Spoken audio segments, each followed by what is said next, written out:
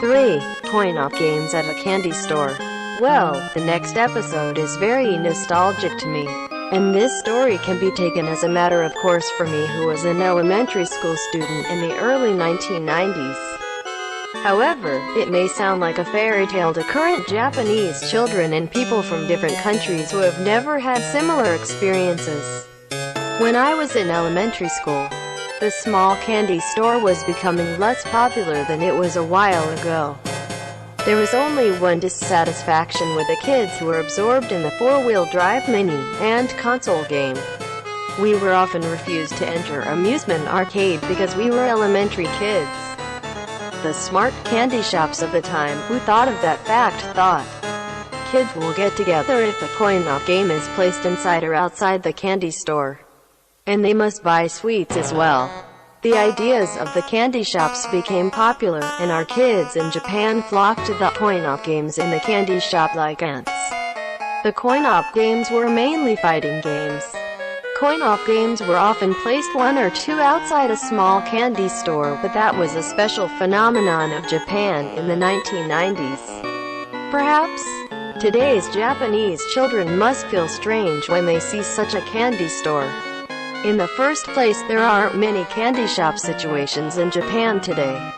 At a candy store, I played the first SNK-produced Fatal Fury and Samurai Showdown for the first time, and supported friends' play. There was a Street Fighter II Turbo coin-op game, but it wasn't popular because many people had it as a console game. I ate ice cream in the middle of summer and saw my friend's Samurai Showdown for the first time.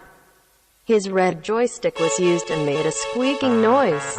Even so, I felt something strange about Samurai Showdown among fighting games. I know that there is life gauge due to the nature of the game. But even if a normal punch button is cut with a big knife and that much blood gushes violently, the character should usually die sooner. When the coins were gone, we kids went home or played a console game at a friend's house. If I finish the story here, it should have been a good memory. But I also remembered my vulgar acts about Fatal Fury. There is an anime work called Battle Fighters Fatal Fury 2 that aired on Japanese TV in 1993. I watched the trailer of this animation while being splendid at the realistic movements of the delicately touching characters of General Animation Director Masami Obari. I was recording the trailer CM on VHS. My Shiranui uses a large fan as a weapon, but her special move was fed out from the kimono on the tits. And of course her kimono is often exposed. I was 10 years old. I thought, is this depiction a hell? I watched the trailer CM that was recorded on VHS in super slow playback.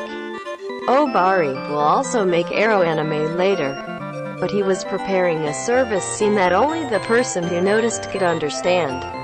Every time my Shiranui fed out her special move from her kimono, her nipples were in full view. I watched the scene rewind many times with super slow playback. I was 10 years old, just learned masturbation. In other words, I was able to do a lot of sensory in Japanese while watching the scene. Alas, I also remembered another vulgar topic. The Japanese slang, hentai, has various meanings. Hentai also means simply cool or crazy. So if a Japanese music magazine says, his guitar playing was very hentai, it also means, his guitar playing was very cool and crazy. However, some Japanese people don't know what this slang means, so it's best not to use the word hentai in the sense that it's cool if you come to Japan. Did this help other people in other countries?